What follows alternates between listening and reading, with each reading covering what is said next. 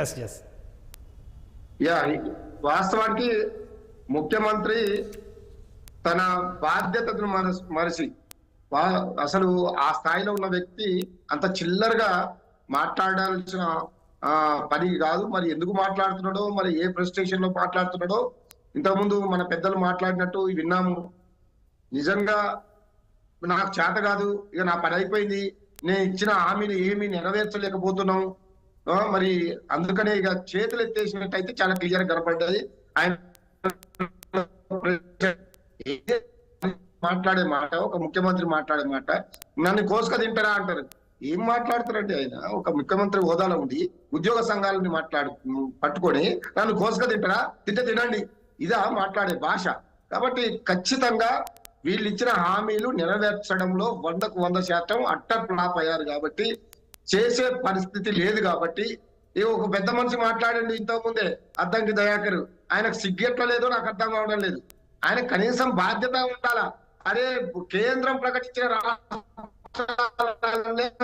నుంచి ఉన్న అప్పులలో ఇంకా మనకంటే దాదాపు 20-23 రాష్ట్రాలు ఎక్కువ అప్పులు తెచ్చిన రాష్ట్రాలు ఉన్నాయి. చాలా క్లియర్ గా ఒక లెక్కలతోటి కనబడుతుంటే కూడా ఈ రాష్ట్రంలో మొత్తం 17 నెలల్లో ఈ రాష్ట్రాన్ని మొత్తం నాశనం చేసినే గాక గొప్పగా ఎదుగుతున్న రాష్ట్రాన్ని దివాలా తీసే విధంగా వీళ్ళ యొక్క ప్రవర్తన ప్రజా వ్యతిరేక నిర్ణయాల వల్ల, హైడ్రా కావచ్చు, మూసీ కావచ్చు, లేదా వీళ్ళు తీసుకొచ్చిన నిజం కూడా వీళ్ళకు ₹1 అప్పు పుడతా లేదన్నాడు. మరి 1,70,000 కోట్ల రూపాయల అప్పులు ఎట్లా వచ్చినాయో చెప్పాల్సిన బాధ్యత మా మిత్రులు పెద్దలు ఉన్నారు. వెంకటస్వామన్న నాకు మంచి మిత్రుడు, ఆయన ఉద్యమకారుడు, ఆయన చెప్పాల. 70,000 కోట్ల రూపాయల అప్పులైతే మనం అప్పులు పుడతా లేదంటారు, మమ్మల్ని దొంగలాగా చూస్తారు. ఈ మాటలు ఎవరంటారండి? మా చెప్పులు ఎత్తకపోతాం అనేటోళ్ళలాగానే పడుతున్నాం, మాకు అప్పులు పుడతా లేదు, మా మమ్మల్ని ఎవరు డేపుతా లేదని ఎవడంటాడండి? ఒక దొంగ అంటారు. దొంగకు దొంగ పుత్రే ఉంటాయి. అందుకే మా కేటీఆర్ గారు చాలా క్లియర్ గా కేటగారికల్ గా క్లియర్ గా చెప్పారు మీడియా. ఒక దొంగకు తాళం చేయి రాహుల్ గాంధీ గారు ఇచ్చారు. ఆయన మొత్తం ఏం చేయాలో దోసుకపోతున్నాడు, అక్కడ కప్పం కట్టడానికి పనికొస్తున్నాడు, ఇక్కడ ప్రజలకు ఇచ్చిన హామీలు గాలి. హుందాగా ఉంటే బాగుంటది రామ్మూర్తి గారు, వదిలేండి ముఖ్యమంత్రి గారి గురించి అట్లొద్దు, మీరు చెప్పాల్సిన విషయం చెప్పండి. ఇది తెలంగాణ రాష్ట్రానికి అరిష్టము.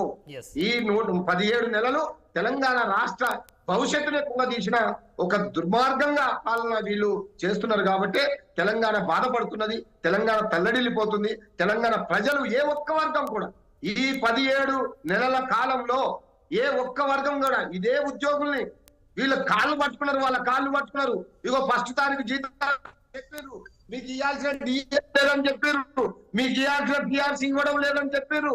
వాళ్ళ కడుపులో పెట్టి, వాళ్ళ కాళ్ళు పెట్టి, వాళ్ళని ఎమోషనల్ గా బ్లాక్ మెయిల్ చేసి మా మీద విష ప్రచారం చేసిండ్రు.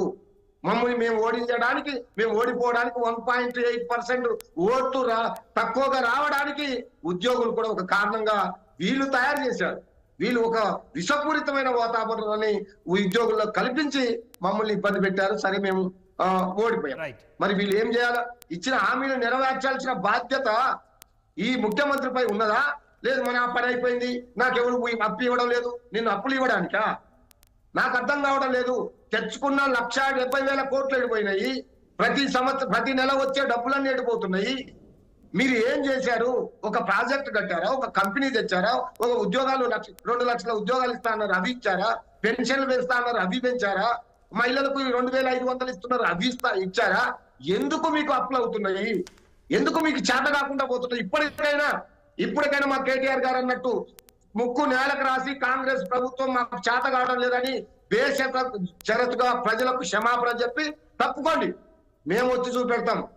పాలనంటే ఎట్లుంటుందో మళ్ళా నెంబర్ 1 స్థానంలో ఈ తెలంగాణను ఎలా తీసుకుపోవాలో కేసీఆర్ గారికి తెలుసు, మా నాయకులకు తెలుసు. కాబట్టి ఇప్పటికైనా తెలంగాణ ప్రజలకు బేషరతుగా ముక్కు నేలకు రాసి క్షమించండి, మేము చేయలేకపోతున్నాం అని చెప్పి ఇప్పటికైనా తప్పుకోండి. లేకపోతే ఇంకా 100 సంవత్సరాలు ఈ తెలంగాణ రాష్ట్రం వెనుకబోయే ప్రమాదం ఉన్నది. కాబట్టి ఇప్పటికైనా జాగ్రత్తగా ఒళ్ళు దగ్గర పెట్టుకొని ఇప్పటికైనా పరిపాలన చేస్తారా లేదా వదిలిపెట్టి వెళ్ళిపోతారా తేల్చుకోవాల్సిన అవసరం ఉన్నది. మీకు అర్థమైపోయింది, మీకు మీ పని అయిపోయింది. ప్రజలు ఎల్లగొడుతున్నారు, మీరు అప్పులు పుడతా లేదని మీరే చెప్తున్నారు. ఎవరైనా ఇంటి పెద్ద గుట్టుని బయట వేసుకుంటారా అండి? ఇంటికి యజమాని ఉంటేనే నాకు అప్పులు ఉన్నాయి, లేదు నన్ను చూస్తేనే దొంగలా కానీ ఎవరన్నా ఈ ప్రపంచంలో ఒక ముఖ్యమంత్రి మాట్లాడుతుంది తీరు అలా మాట్లాడితే మనకు గౌరవం ఉంటుందా? కంపెనీలు వస్తాయా? మనకు నిధులు వస్తాయా? ఇదే బాధ్యత. ఒక బాధ్యతలో ఉన్న ముఖ్యమంత్రి మాట్లాడే సభ్య సమాజం తలదించుకునే విధంగా ఈ ముఖ్యమంత్రి ప్రవర్తన ఉన్నది. కాంగ్రెస్ పార్టీ పాతాలోనికి పోయింది ఈ ముఖ్యమంత్రి వల్ల. పాపం ఆయన ఏదో చేస్తారని అనుకున్నారు, కానీ